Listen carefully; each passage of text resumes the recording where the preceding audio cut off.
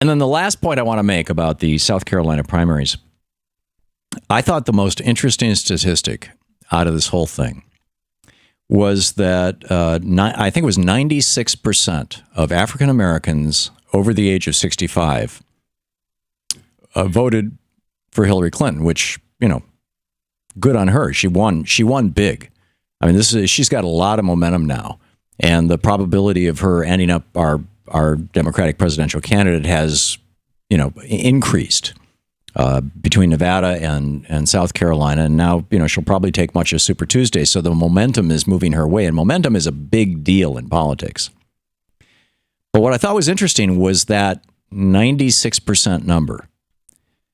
And the reason I thought it was interesting, because you're seeing something similar. It's not quite at that extreme, but you're seeing something similar among white voters, that the over 65 tend to go in the Democratic Party, tend to go with Hillary, and the under 40 and the under 45 black voters, by the way, in South Carolina voted for Bernie.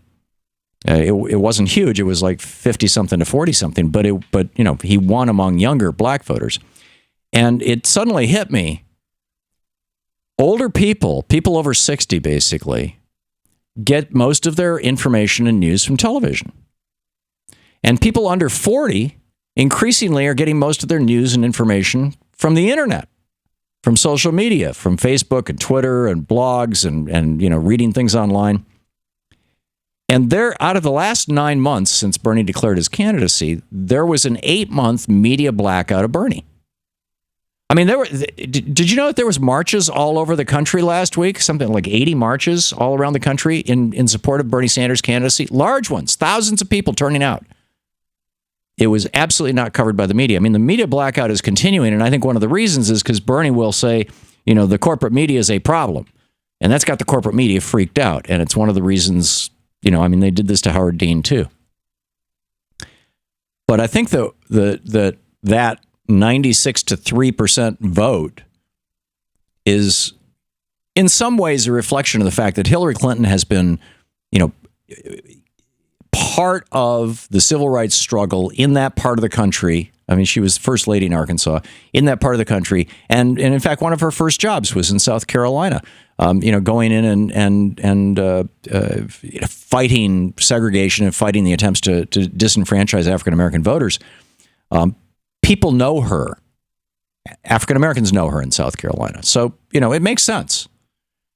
But beyond that, I would say that lopsided making sense is an indictment of the corporate media. When ABC television gives, hours of coverage to Donald Trump and less than 100 seconds of coverage to Bernie Sanders, and I don't know where Hillary is on that, but she's already really well known.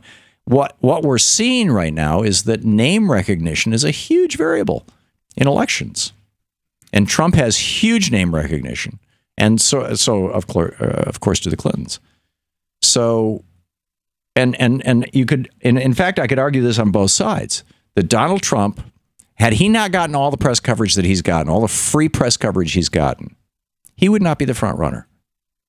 There's no doubt in my mind. In fact, if press coverage had been relatively equal across all the candidates, I'm guessing probably John Kasich would be the front runner, and he may end up there.